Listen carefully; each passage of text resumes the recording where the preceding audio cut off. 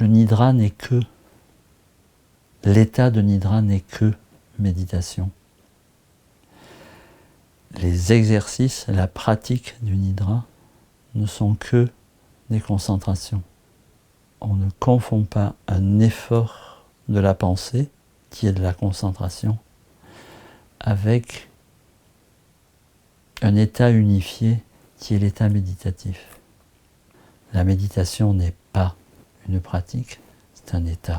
Sans rentrer dans de la passivité, il s'agit quand même de devenir totalement passif, comme un bébé qui s'abandonne dans les bras de sa mère. On n'a pas d'objet. C'est un lâcher-prise sans objet.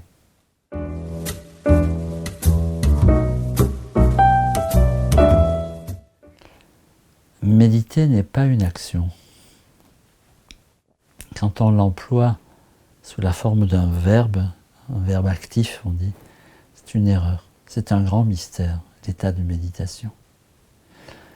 C'est un état dans lequel surgit une sorte de tranquillité ou de paix un peu ineffable,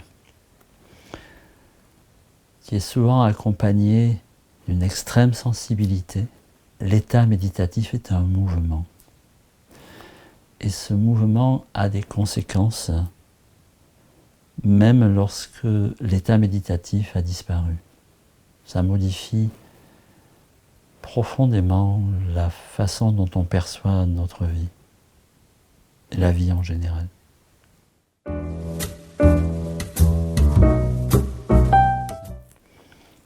La concentration, c'est un effort que fait la pensée pour se mobiliser sur quelque chose.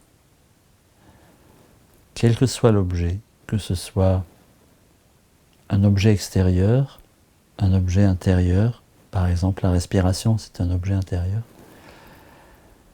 un concept, une émotion, quel que soit l'objet, la concentration, c'est une mobilisation de la pensée sur cet objet.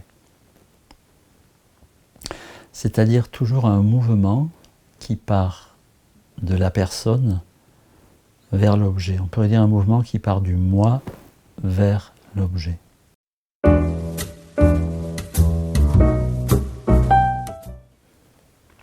On la présente comme un état qui possède trois qualités.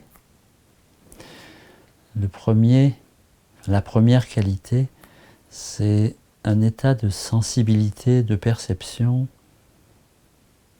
très vaste. Souvent on l'a dit infini, peut-être qu'on exagère un peu, mais très vaste. La deuxième qualité, c'est une sensation d'être extrêmement vivant, très intensément vivant. Et la troisième, c'est une sensation de jubilation. On se sent très heureux. Lorsque ces trois qualités sont présentes simultanément, on considère que la conscience est en éveil.